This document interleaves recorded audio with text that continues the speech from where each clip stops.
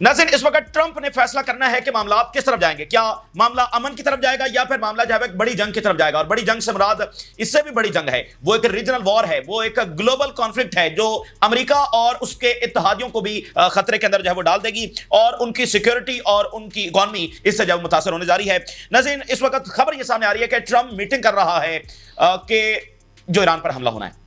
यानी कल इसने जो ट्वीट किया इवैक्यूएट तेहरान इमीडिएटली, तो उसके बाद से दुनिया भर में इतनी तशवीश है और इतनी हंगामा खेज सूरत हाल है और उस वक्त लगा कि बस अभी कहीं हमला तो नहीं होने जा रहा है, तो कल से तशवीश बहुत ज्यादा है। अच्छा, तो अभी इस वक्त ये मीटिंग कर रहा है कि ईरान के ऊपर क्या अमेरिका बरह रास्त हमला करेगा। और इस मीटिंग के अंदर यह भी डिस्कस किया जा रहा है कि अमेरिका क्या अपने दीगर जो लीथल वेपन्स जो उसने इसराइल को नहीं दिए, जिसमें सबसे अहम तरीन जो है वो एक बंकर बस्टर बॉम्ब है, वो इसराइल को दे दिया जाए ईरान पर गिराने के लिए। तो ये मीटिंग यहां पर कर रहा है। अच्छा, इसने ये कहा है मीडिया से बात करते हुए कि ये सीज फायर नहीं चाहता। ट्रंप ने कहा है कि ये सीज फायर नहीं चाहता बल्कि ये ईरान का सरेंडर चाहता है। तो सारी बात है कि जब ये कहा जाता है कि सरेंडर करो, तो सरेंडर तो नहीं हो सकता। हमास जैसे तंजीम भी सरेंडर नहीं कर सकी, तो ईरान कैसे सरेंडर करेगा। वे सरेंडर तो सरेंडर की पॉलिसी को परसू करना यह दरअसल जंग छेड़ने की बात होती है। तो इसलिए ट्रंप नारा पीस का लगाता है, लेकिन उसके पीछे ये चीज छुपी है जिसकी वजह से जो है वो दुनिया में जंगे हो रही है, क्योंकि वो जो ऑप्शन रखता है, जो पीस के लिए प्रपोजल रखता है, उसमें सरेंडर मांगता है और सरेंडर जब वो किया नहीं जा सकता है। तो एक तरफ ये ट्रंप ने फैसला करना है कि वो अपने इस बिहेवियर को बदलेगा या नहीं, क्योंकि ऑलरेडी वो एक बड़ी जंग छेड़ चुका है। इससे भी आगे अब वो फैसला कर रहा है कि अमेरिका अगर आता है तो फिर ये सिचुएशन आउट ऑफ कंट्रोल हो जाएगी। और दूसरी तरफ नाज़रीन, मशरिक ये फैसला कर रहा है कि उसने क्या करना है, और मशरिक ने ये फैसला कर लिया है कि उसने अमेरिका को कन्फ्रंट करना है। नाज़रीन, बहुत ही गैर मामूली डेवलपमेंट्स इस वक्त हो रही हैं और ईरान जंग के बाद पहला राब्ता रशिया और चाइना का होने जा रहा है। पुतिन और प्रेसिडेंट शी की पहली कॉल जो है ईरान जंग के हवाले से होने जा रही है। जो अमेरिका अटैक करने जा रहा है उस हवाले से ये कॉल होने जा रही है। चीन और रूस किस हद तक ईरान के साथ जाएंगे, क्या पोजीशन लेंगे, ये इसके अंदर तय होने जा रहा है। और चीनी सदर ने पहला उनका कमेंट आया है जो ईरान के ऊपर हमला किया गया है। अच्छा, तो ये एक चीज हो गई। दूसरी बात यह है कि ये बिल्कुल वाजे है कि ये कॉलोनी जो है वो ईरान के साथ नहीं लड़ सकती है। यह बात अब तक वाजे हो गई है कि यह कॉलोनी ईरान के सामने टिकने वाली नहीं है। उनका एयर डिफेंस फारिग हो चुका है, वो 100% काम नहीं कर रहा है, मिसाइल पेनिट्रेट कर रहे हैं। ईरान के ये सलाहियत दिखा दी है कि वो कई महीने तक ये मुसलसल मिसाइल फायर कर सकता है और ये तो चंद हफ्ते भी इसको जो है वो बर्दाश्त नहीं कर सकते। और ईरान के हमले मुसलसल एस्केलेट हो रहे हैं। फिर जो इंटरसेप्शन कॉस्ट है वो बहुत ज्यादा आ रही है। एक तो इंटरसेप्ट नहीं हो रहे हैं, फिर जो इंटरसेप्शन कॉस्ट है वो बहुत ज्यादा आ रही है। फिर आप देखिए कि सब इससे पीछे हट रहे हैं। अब जो शिपिंग कंपनीज हैं उन्होंने अपनी जो कॉस्ट है वो इसराइल जाने के लिए बहुत ज्यादा अनप्रेसिडेंटेड लेवल के ऊपर बढ़ा दी है। फिर इसराइली जो हैं वो थाउजेंड्स की तादाद में लीव कर गए हैं, कश्तियों के जरिए हजारों की तादाद में वो लीव करके साइप्रस चले गए और वहां से वो आगे जा रहे हैं। कोई ऑस्ट्रेलिया जा रहा है, कोई यूरोप जा रहा है। ठीक है, ये वहां पर सूरत हाल है। और इधर से ईरान ने एक ऐसी लंबी जंग की तैयारी की है। सुप्रीम लीडर ने अभी ये ऑर्डर किया है, इससे आप अंदाजा लगा सकेंगे कि ईरान किस हद तक तैयार है। सुप्रीम लीडर ने यह ऑर्डर किया है कि हर रैंक के पीछे 10 रिप्लेसमेंट्स तैयार रखे जाएं। यानी अगर कोई कमांडर है तो उसके नीचे जो है वो 10 कमांडर तैयार होने चाहिए कि अगर ऊपर वाला शहीद हो गया तो फिर नीचे इस तरह से, यानी 10 रिप्लेसमेंट हर रैंक के लिए तैयार होनी चाहिए। कैन यू बिलीव दैट कि इस तरह कभी आपने सुना है? हर रैंक के लिए 10 रिप्लेसमेंट उन्होंने ऑर्डर किया है। और इसके साथ साथ अभी यह बड़ी खबर सामने आ रही है कि ईरान ने इजरायली ऑफिसर्स को निशाना बनाया है और ईरान यह कंफर्म कर रहा है कि उसने इजरायली जो मिलिट्री ऑफिसर्स हैं उनको कामयाबी के साथ निशाना बना दिया है। ये इसराइल के लिए बड़ा धचका है। उनके जो इंटेलिजेंस हेडक्वार्टर्स और बाकी मिलिट्री की साइट्स को हिट किया गया है, उसमें ईरान ये दावा कर रहा है उसने इजरायली ऑफिसर्स को निशाना बनाया है। बहुत सारे इजरायली ऑफिसर्स की हलाकतें हुई हैं, तो ये ईरान का अब तक का सबसे बड़ा पंच है जो उसने इजराइल को मारा। तो ये कॉलोनी टिक नहीं सकती है। तो अब या तो ट्रंप सीज फायर करवाएगा या फिर हमला करेगा, और जो हमला करेगा उसका फिर नतीजा क्या निकलेगा? जाहिर बात है बहुत बड़ी जंग है और जिसमें कोई गारंटी नहीं है कि अमेरिका यहां से जीत कर निकलेगा। अमेरिका ये जंग शुरू तो अपनी मर्जी से कर सकता है, लेकिन यह बात भी फिर सामने आ रही है और हमें वो चीजें नजर आ रही हैं कि फिर जंग उसकी मर्जी से खत्म नहीं होगी। ठीक है ना, ये बस इधर ड्रैग हो जाएगा फिर। अच्छा, अभी यूरोप की भी कॉल हुई है और राब्ते हो रहे हैं मिडिल ईस्ट के साथ, और यूरोप ने भी ये बात कही है कि अगर अमेरिका आता है तो लार्ज स्केल जंग छिड़ जाएगी। देखें, यूरोप को सबसे बड़ा खतरा क्या है? यूरोप को सबसे बड़ा खतरा जो है वो दो चीजें हैं, एक तो एनर्जी, दूसरा रेफ्यूजीज। क्योंकि यहां पर जंगें होंगी तो यहां से मजीद रेफ्यूजीज है वो यूरोप जाएंगे। ये इलाका जब ज्यादा डिस्टेबलाइज होगा तो यहां से लोगों ने यूरोप ही की तरफ जाना है। अब खुद इजरायली यूरोप की तरफ निकल पड़े हैं। और फिर यहां से उनका ऑयल जा रहा है, उनकी गैस जा रही है, रशिया के साथ ऑलरेडी उनकी लड़ाई चल रही है, वहां से वो ऑयल और गैस लेते थे, अब वो मिडिल ईस्ट से ले रहे हैं। मिडिल ईस्ट के अंदर अगर ये जंग छिड़ जाएगी तो वो कैसे सर्वाइव करेंगे। यूरोप जो है वो वहां पर इसलिए इख्तलाफात भी हैं, और यूरोपीय यूनियन ने भी इस तरफ इशारा दिया कि वो कोई जंग की हिमायत नहीं करते हैं, लेकिन वहां पर कुछ इख्तलाफात भी हैं। जैसे जर्मन चांसलर है, उसने कहा है कि ईरान का जो न्यूक्लियर प्लांट है वो मुकम्मल तौर पर डिस्ट्रॉय होना चाहिए, यानी इसका मतलब फिर जंग ही है। अच्छा, तो इस तरह वहां पर इख्तलाफात भी हैं, लेकिन यूरोप की कोई लेवरेज भी नहीं है कि यूरोप इसराइल से रुकवा सके। ट्रंप है ना, ट्रंप फैसले कर रहा है, तो ट्रंप के ऊपर किसी की कोई चलती नहीं है, तो यूरोप चाहे ना चाहे, तो फिलहाल यूरोप भी इसके अंदर जो फंस गया है। तो ये वाली सूरत हाल मैं आपके सामने ये सारी डिटेल्स रखता हूं। और ट्रंप से अगर हम देखें तो ट्रंप नाज़रीन एक्सपोज हो रहा है, ठीक है ना, अपने लोगों के सामने एक्सपोज हो रहा है, अपने करीबी तरीन सर्कल के सामने एक्सपोज हो रहा है, और उसका जो नैरेटिव है ईरान जंग के हवाले से वो चल नहीं पा रहा है, उसके अपने लोग उसको एक्सेप्ट नहीं कर रहे हैं, और आलमी सतह के ऊपर उसको एक्सेप्ट नहीं किया जा रहा है। मैं 3-4 बड़े इंपॉर्टेंट वाकयात आपके सामने रखता हूं। एक तो पहले उसकी हेडलाइंस देखिए कि अमेरिका का ईरान के ऊपर हमला करने के खदशात कितने ज्यादा हैं।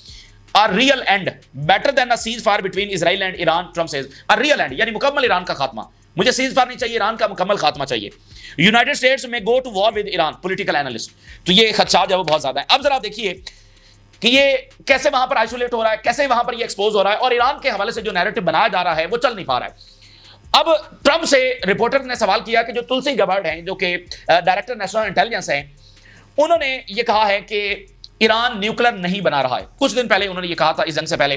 तो रिपोर्टर ने कहा कि आपकी डायरेक्टर नेशनल इंटेलिजेंस, जो कि 18 अमेरिकन एजेंसीज के सरबराह हैं, मतलब दुनिया में सबसे ज्यादा इन्फॉर्म्ड पर्सन आप उनको कह सकते हैं, और जो भी अमेरिकी सदर ने भी फैसला करना है वो डायरेक्टर नेशनल इंटेलिजेंस के बगैर नहीं हो सकता। उसने बताना है ना कि ये इंटेलिजेंस है। ये कोई अमेरिकी सदर या कोई भी सदर या वज़ीर आज़म वो तो नहीं जाकर देख के आता, उसको इंटेलिजेंस हेड बताता है ना कि क्या हो रहा है क्या नहीं हो रहा। तो उसने कहा कि ईरान न्यूक्लियर नहीं बना रहा है। ट्रंप ने कहा कि मुझे नहीं फर्क पड़ता कि तुलसी गबर्ड जो वो क्या कर रही है, बस ईरान न्यूक्लियर बना रहा है। अब आप जरा अंदाजा करें कि ये बंदा कितना डेंजरस है, और इसलिए अब इसके ऊपर कोई एतबार नहीं कर रहा है, उसका नैरेटिव नहीं चल पा रहा है। यानी एक डायरेक्टर नेशनल इंटेलिजेंस कह रही है कि वो न्यूक्लियर नहीं बना रहा है, और कहता है मुझे फर्क नहीं पड़ता क्या कह रही है। तो तुम्हारे पास ये कैसे इंफॉर्मेशन आई? अगर तुम्हारी इंटेलिजेंस हेड के पास ये इंफॉर्मेशन नहीं है, जो तमाम एजेंसी CIA की, FBI की, सारी एजेंसी की सरबराह है, तो तुमने ये इंफॉर्मेशन कहां से ले ली? ठीक है, नेतन्याहू ने तुम्हें बताया कि वो न्यूक्लियर बना रहे। अच्छा, अगली बात आप देखिए, CNN ने रिपोर्ट छाप दी है, CIA की इंटेलिजेंस रिपोर्ट CNN ने छाप दी है। इस वक्त अगर आप आलमी मीडिया देखते हैं तो, और ट्रंप से बार बार पूछा जाता है कि जंग क्यों की जा रही है, अमेरिका इस जंग में अगर जा रहा है तो वो क्यों जा रहा है, इसराइल क्यों हमले कर रहा है, तो वो एक ही बात कहता है कि वो न्यूक्लियर नहीं बना सकते। यानी यहां पर उनकी प्लेबुक न्यूक्लियर है, तो उसको एक्सपोज करना जरूरी है। Israel nuke hype versus US intelligence, no active Iranian weapon plan. ये CNN ने रिपोर्ट छाप दी है, अमेरिकन इंटेलिजेंस की, CIA की रिपोर्ट CNN ने छाप दी है कि ईरान तो न्यूक्लियर बना नहीं रहा। तो ये मामला वहां पर गड़बड़ हो गया कि आप न्यूक्लियर की बुनियाद पर वहां पर ये जंग छेड़े हैं, और मजीद वहां पर खुद हमला करने जा रहे हैं। अच्छा, इसके बाद ट्रंप ने जो उसकी अपनी बेस है ना, यानी मागा वाली जो बेस है, वो मुकम्मल तौर पर डिस्ट्रॉय कर दी। ये वहां पर तेजी के साथ आइसोलेट हो रहा है, और अमेरिकन पहली बार एक जंग के हवाले से इतनी ज्यादा मजामत कर रहे हैं कि वो जंग के शुरू होने से पहले उसकी मजामत कर रहे हैं। अब आप देखिए कि टकर कार्लसन जो ट्रंप का बहुत करीबी रहा है, इसका बड़ा किरदार है, जैसे इलोन मस्क का बड़ा किरदार, टकर कार्लसन का बड़ा किरदार है। टकर कार्लसन कई महीनों से बात कर रहे हैं कि ईरान की जंग ये बड़ी तबाहकुन होगी अमेरिका के लिए। अब जरा ट्रंप ने अभी कुछ देर पहले टकर कार्लसन के हवाले से ट्वीट किया है, somebody please explain to kooky Tucker Carlson that Iran can not have a nuclear weapon. अब मतलब उसको इंसल्ट भी किया है, और हर जगह यही बात कि ईरान न्यूक्लियर नहीं बना सकता, और CIA की इंटेलिजेंस कह रही है कि वो तो बना ही नहीं रहे, ठीक है ना, और तुलसी गबर्ड कह रही है कि बनाए। अब वहां पर यानी अमेरिका के अंदर क्या माहौल है? अमेरिका के अंदर जो ट्रंप का ये नैरेटिव है उसको नहीं माना जा रहा। दुनिया ने तो क्या माना है, खुद अमेरिकन नहीं मान रहे। अब अमेरिकन वहां पर ट्रंप के जो पुराने ट्वीट्स हैं वो खुद लाला के सामने रख रहे हैं। इसमें वेरी इंपॉर्टेंट, मैं एक ट्वीट आपके सामने रखता हूं, मौजूदा सूरत हाल के हवाले से ये कितना रेलिवेंट है, और अमेरिका यहां से जीत कर निकलेगा या हार कर निकलेगा, ये कितना रेलिवेंट है। ये ट्वीट 2019 के अंदर इसने ये ट्वीट किया था। The United state has spent $8 trillion fighting and policing in the middle east. ये जो मिडिल ईस्ट की हम पुलिसिंग करते रहते हैं, और जो जंगें हमने लड़ी हैं, $8 ट्रिलियन हमने वहां पर गवाए हैं। Thousands of our great soldiers, हजारों हमारे फौजी वहां पर मारे गए हैं, have died or badly wounded, millions of people have died. और वहां के जो मिडिल ईस्ट के लोग हैं, मिलियंस की तादाद में वो जानों से गए हैं। On the other side, going into the middle east is the worst decision ever made. ये इसका अपना ट्वीट है, और वो मागा वाले और सारे अमेरिकन वो इसको शेयर कर रहे हैं, और ये ट्रेंड कर रहा है वहां पर ट्वीट। यानी इसकी अपनी जुबानी ये कह रहा है कि मिडिल ईस्ट की जंगों में जाना अमेरिका के लिए सबसे ज्यादा तबाहकुन रहा है, इससे बुरा फैसला कोई अमेरिका के लिए हो नहीं सकता। तो खुद ये सबसे पहले जो जंग इसने छेड़ी है वो मिडिल ईस्ट की जंग है। तो ये अपनी जुबानी इस बात को मानता है कि मिडिल ईस्ट में आकर तबाही होनी है। और अब जब अमेरिका की वो मिलिट्री माइट नहीं है, अब अमेरिका जब इतना मकरूज हो चुका है जो 2001 के अंदर नहीं था, और बहुत सारे इश्यूज हैं, और चाइना राज कर चुका है, दुनिया बदल चुकी है, और यूनिपोलर वर्ल्ड नहीं है, तो अब अगर अमेरिका इस जंग के अंदर आता है तो मजीद उसको क्या नुकसान है? मैं सिर्फ आपके सामने क्या चीज स्टैब्लिश कर रहा हूं, यानी ट्रंप को ये सारी चीजें रोक नहीं सकती हैं, क्योंकि उसका सेंस से कोई लेना देना नहीं, उसके कोई लॉजिकल चीज से लेना देना नहीं है, ठीक है ना। अगर कोई सेंसिबल शख्स होगा, कोई स्टेट्समैन होगा, तो उसको पता लग जाएगा कि ये चीजें हमारे लिए फायदेमंद नहीं है, तो वो पीछे हट जाएगा। तो ट्रंप जो फैसले कर रहा है वो कौन सा कोई सेंसिबल है या लॉजिकल है? मैं सिर्फ आपके सामने ये नुकता एस्टैब्लिश कर रहा हूं कि ये इराक नहीं है, ये अफगानिस्तान नहीं है, जिसमें के इराक सद्दाम हुसैन आइसोलेटेड है, सबका कंसेंसस है रीजन में भी, इंटरनेशनल सतह के ऊपर भी, यूरोप में भी, अमेरिका के अंदर भी, कि सद्दाम हुसैन को डिस्ट्रॉय करना है, इराक को डिस्ट्रॉय करना है। अच्छा, जो मुखालिफ भी हैं रीजन के अंदर, आलमी सतह पर जो भी मुखालिफ हैं कि ये गलत कर रहा है अमेरिका के अंदर भी मुखालिफ है, तो वो खामोश है, वो कुछ कर नहीं सकते। आज मॉडर्न मीडिया है, आज इंफॉर्मेशन का फ्लो ज्यादा है। उस वक्त नेतन्याहू कांग्रेस में बैठकर कह रहा है कि weapon of mass destruction Iraq के पास है। आज नेतन्याहू और ट्रंप कह रहे हैं कि ईरान न्यूक्लियर बना रहा है, अमेरिकन कह रहे हैं कि नहीं बना रहा। ये बुनियादी चीज है, यानी ईरान लड़ कितना सकता है वो तो हम साथ साथ देख ही रहे हैं, लेकिन दूसरा ये वाला महाज बड़ा इंपॉर्टेंट है कि इराक आइसोलेटेड था, ईरान आइसोलेटेड नहीं है। उसके खिलाफ जो नैरेटिव बनाया जा रहा है, खुद यूरोप उसको मानने के लिए तैयार नहीं है, अमेरिका उसको हाईएस्ट सतह के ऊपर मानने के लिए तैयार है, अमेरिकन पब्लिक ओपिनियन उसको मानने के लिए तैयार नहीं है। तो ईरान में अगर अमेरिका आता है तो जंग तो बड़ी लंबी चलेगी, तो ये जंग जो है वो अमेरिकी सदर की कुर्सी भी लेकर जाएगी, ट्रंप की कुर्सी भी लेकर जाएगी, और नेतन्याहू को भी अपने अंजाम तक पहुंचाएगी, और अमेरिकी अंपायर के लिए ये बड़ी फैसला कुन जंग जो है वो साबित हो सकती है। ठीक है, अगर अफगानिस्तान 20 साल तक लड़ सकता है, तो आप सोचिए कि आज का ईरान जिसके साथ रशिया और चाइना खड़े हैं, वो किस हद तक जब लड़ेंगे। यानी इजराइल के हवाले से ये स्टैब्लिश हो गया कि वो नहीं लड़ सकता ईरान के साथ, ये स्टैब्लिश हो गया। अब बात है अमेरिका की, तो अमेरिका के हवाले से जाहिर बात उनकी पावर है, जब अगर खुदा न खासा वो हमला करते हैं, जो बमबारी ईरान में होगी, हम सबकी रूह कांप जाएगी, ठीक है ना। लेकिन उसके बाद क्या? उसके बाद क्या अमेरिका बस यहां से निकल जाएगा? ठीक है, मतलब अमेरिका फातह होकर यहां से निकल जाएगा, तो ये उसकी सबसे बड़ी भूल है, ठीक है ना। और खुद ट्रंप कह रहा है कि थाउजेंड्स ऑफ हमारे सोल्जर्स मारे गए। तो ईरान के पास जो लाखों ड्रोन्स है, ईरान के पास जो हजारों मिसाइल हैं, और अभी मैं आपके सामने रखता हूं कि रशिया और चाइना क्या कर रहे हैं। अच्छा, आगे देखिए, if the war between Israel and Iran continues the US should stay out of it. American media, जंग होती है तो इजराइल और उधर हो, ईरान के दरमियान होती है तो होती रहे, लेकिन अमेरिका का इसमें कोई ताल्लुक नहीं है, अमेरिकन मीडिया।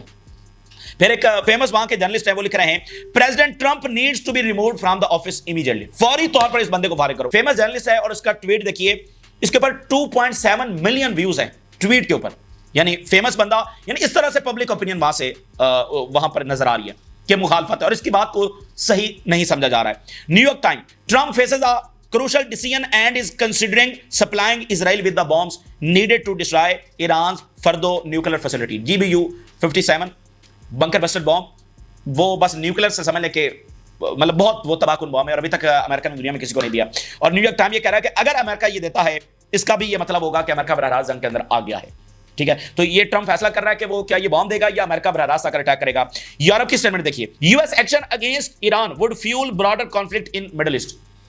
इराक के वक्त ये खतरा नहीं था कि स्ट्रेट ऑफ होर्मुज बंद हो जाएगा, रीजनल वॉर छिड़ जाएगी, इस रीजन का ऑर्डर गिर जाएगा, ये क्राइसिस जो है वो यूरोप तक फैल जाएगा। उस वक्त इमिग्रेशन का भी इशू नहीं था, इकोनॉमी का भी वो इशूज नहीं थे, वो दुनिया और थी। तो यूरोप यानी अमेरिका हमला करने का खदशा है, और जंग रुकती हुई यहां पर नजर नहीं आ रही, तो यूरोप इस खदशे का इजहार कर रहा है कि जंग बहुत बड़ी हो जाएगी। Europe, US intervention will drag middle east into a large scale war, ठीक है, ये बात सामने आ गई। लेकिन जर्मन चांसलर ने जो स्टेटमेंट जारी की है बड़ी खतरनाक है। If Iran does not back down, the complete destruction of its nuclear programme is on agenda. Israel can not destroy Iran's nuclear programme alone. ये वेरी इंपॉर्टेंट बात है। वो कैसे? अब हमें ये तो स्टैब्लिश हो गया कि ये न्यूक्लियर का मामला नहीं है, ईरान न्यूक्लियर को परसू ही नहीं कर रहा। तो फिर ये जो जर्मन चांसलर कह रहे हैं कि ईरान को डिस्ट्रॉय होना चाहिए, तो वो किस चीज को डिस्ट्रक्शन की बात कर रहे हैं, और वो किसके खिलाफ जंग है? देखें, जर्मनी का क्या ताल्लुक ईरान से? तो ये मामला यहां रशिया के साथ है, ठीक है ना, ये यहां रशिया के साथ है, क्योंकि ईरान रशिया की हेल्प कर रहा है। और फिर जर्मनी ये कह रहा है कि इजराइल अकेला ईरान का न्यूक्लियर प्रोग्राम तबाह नहीं कर सकता। तो इसका क्या मतलब है? इसका मतलब यह है कि हमें उसके साथ जाना चाहिए। तो इसलिए एक जंग जो जारी है, जो एस्केलेट हो रही है, लेकिन उसमें इंटरनेशनल प्लेयर्स किसी भी वक्त एंटर हो सकते हैं। अगर वो एंटर होंगे तो और बड़ी तबाही और इंसानियत के लिए नाकाबिले तलाफी नुकसान जो है वो उसकी तरफ दुनिया को धकेलेंगे। और इसके खदशात बहुत ज्यादा हैं। और जो माइक हॉकवे है, अमेरिकी एम्बेसडर टू इजराइल, उसने एक मैसेज भेजा है ट्रंप को, और बड़ा वो इमोशनल मैसेज, और बड़ा उसने एक खास अंदाज में, जैसे पहले खुशामद भी होती है, फिर उसमें रिलीजन का टच भी डाला गया है, और उसमें मतलब वो इतना खतरनाक है। मैं उसकी सिंपल ये है कि अगर इजराइल को बचाने के लिए दुनिया भी मिटा देनी पड़े तो मिटा दो, दुनिया पर न्यूक्लियर भी गिराना पड़े तो गिरा दो, मतलब इस अंदाज के अंदर उसने बात की है। तो वहां पर लॉबी भी इस तरह से मुतारिक है, मागा वाले वहां पर हैं, तो इजरायली लॉबी, मागा वाले, पब्लिक ओपिनियन, तो ये एक इस वक्त वहां की सूरत हाल है। और इसके नैरेटिव को, यानी ये मुट्ठी भर यही ज़ानिस्ट जो है वो जारी बात है उसको बढ़ा रहे हैं, लेकिन उसको अक्सरियती तौर पर कोई कबूलियत नहीं मिल रही है। अब नाज़रीन, इसके मुकाबले में यहां मशरिक ने फैसला करना है कि वो क्या करेगा। ईरान लड़ लेगा इसराइल से, किसी को आने की जरूरत नहीं है, ये बात साबित होगी, जो पहले 24-48 घंटों में किसी और अंदाज से दुनिया देख रही थी। अब वाज़ेह हो गया कि Iran is enough to fight with Israel, वो जितनी मर्जी पावर इस्तेमाल कर ले इजराइल, ईरान लड़ लेगा। अगर अमेरिका आता है तो फिर रशिया की पोजीशन क्या होगी, और चाइना की क्या होगी, और नॉर्थ कोरिया की क्या होगी, और ओवरऑल ईस्ट की पोजीशन क्या होगी। और सब चूंकि जंग में ड्रैग हो सकते हैं, जंग लार्ज स्केल लेवल पर हो सकती है, सबके मफादात खतरे में आएंगे, तो दुनिया ने क्या पोजीशन, ये मशरिक ने फैसला करना है। और इसमें इंपॉर्टेंट बात यह है कि प्यूटन ट्रंप के साथ इंगेज कर रहे थे और ईरान के हवाले से उनको कमिटमेंट दे रहे थे कि ईरान न्यूक्लियर नहीं बनाएगा। तो प्यूटन के साथ भी असल में धोखा हुआ है, प्यूटन के साथ भी दो नंबरी हुई है। प्यूटन ने आगे ईरान को कन्वे किया हुआ था, तो इसलिए अब और जर्मनी कह रहा है कि ईरान को तो तबाह कर देना चाहिए। अब जर्मनी क्यों कह रहा है ईरान, चूंकि रशिया का साथ दे रहा है ईरान। तो ये लड़ाई एक ग्लोबल ऑर्डर की लड़ाई है, और अमेरिका के आने के बाद ये और बड़ी हो जाएगी। तो इसलिए जो ग्लोबल पावर्स हैं वो अमेरिका के आने के बाद खामोश नहीं रह सकती, और ये भी नहीं है कि वो अपनी फौजें भेजने वाले हैं, उसके बाद तो फिर आलमी जंग छिड़ जाएगी ना। तो बहरहाल उनको बहुत अगली सतह के ऊपर जाकर हेल्प करना है। अब आप देखिए यहां पर जो फैसले हो रहे हैं गैर मामूली। यहां पर चाइनीज सदर और प्यूटन की कॉल होने जा रही है। चाइना ने कंडेम किया है, जो ट्रंप ने कहा कि तेहरान इवैक्यूएट करे, चाइना ने इसको कंडेम किया है। इसके अलावा मैं कुछ और स्टेटमेंट्स आपके सामने रखता हूं। Putin will discuss the situation in middle east with the Chinese president. In first comment on Israel Iran conflict, Chinese leader says Beijing is deeply concerned. बस ये बीजिंग का इतना ही आता है, ठीक है ना, हम देख रहे हैं, हम कंसर्न्ड हैं। Beijing strongly condemn US president Donald Trump on Tuesday for intensifying Israel war on Iran. Beijing strongly condemned US President Donald Trump on Tuesday for intensifying Israel war on Iran। और साथ उन्होंने कहा कि Trump जो है वो जलती पर तेल का काम कर रहा है, ये ऑलरेडी एक जंग छिड़ी है, उसमें इवैक्यूएट तेहरान करके ये जलती पर तेल का काम कर रहा है। ये चाइना से स्टेटमेंट आई है। Global concerns for further Israeli strikes on Iranian civilians and infrastructure. Chinese president, military conflicts are not a solution to the problem. बिल्कुल वाज़ेह, देखें बिल्कुल वाज़ेह मैसेज है अमेरिका और इजराइल को कि जो तुम जितनी मर्जी यहां पर ताकत इस्तेमाल कर लो, तुम्हारा बनेगा कुछ नहीं। Chinese president express great concern over the consequences of Israel attack on Iran. China rebukes Trump on Iran, Spain Italy call for return to diplomacy.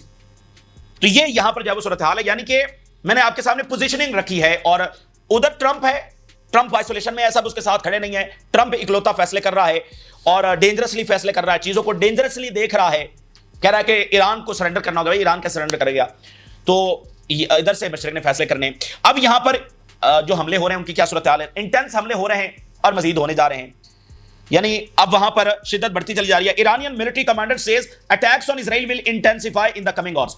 हमले और ज्यादा जो शदीद होने वाले हैं। और ईरान ने कहा है कि सीनियर इजरायली ऑफिसर जो इंटेलिजेंस सेंटर्स के ऊपर जो अटैक्स हुए हैं, सीनियर इजरायली इंटेलिजेंस ऑफिसर्स को हलाक किया गया।